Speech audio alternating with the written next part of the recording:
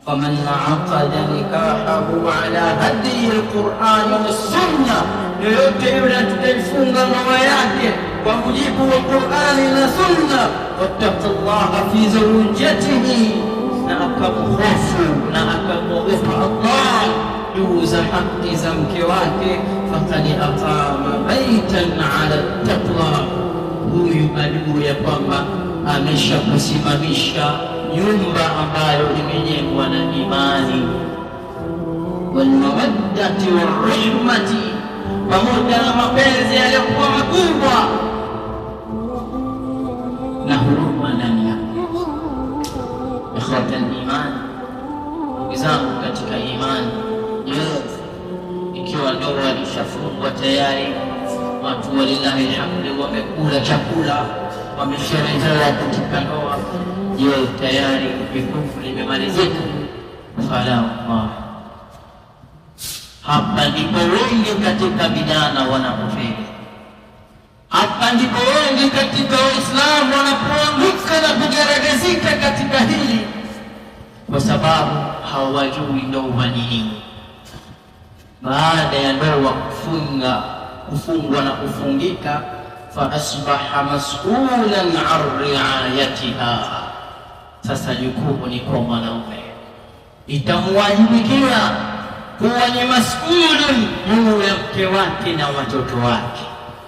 Chochote atakachokifanya juu ya mke wako, lolote atakalomfanya mke wako, ni lazima Allah jalla fi'ala atakusimamisha katika mahakama yake na atakuuliza, mtunzeni juu ya mke wako.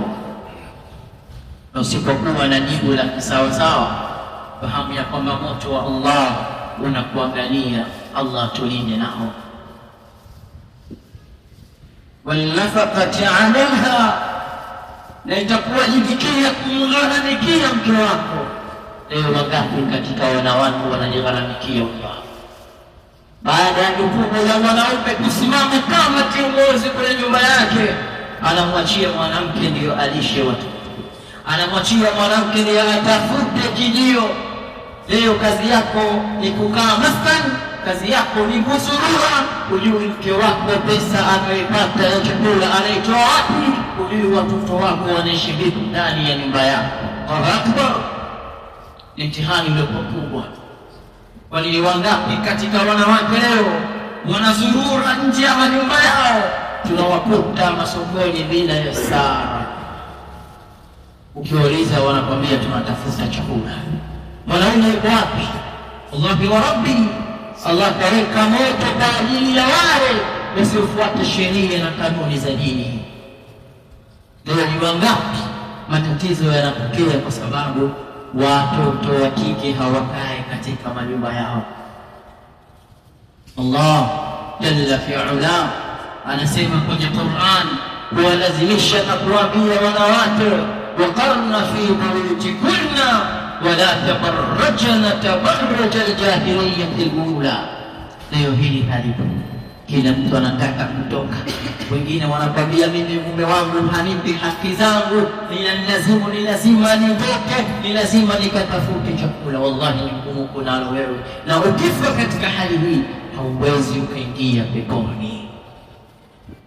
Ikhwata al-iman, ni lazima tuwagharamikie wake zetu wa hali na mali, kwa sababu huu ni wajibu aliyotubebesha nao Allah subhanahu wa ta'ala.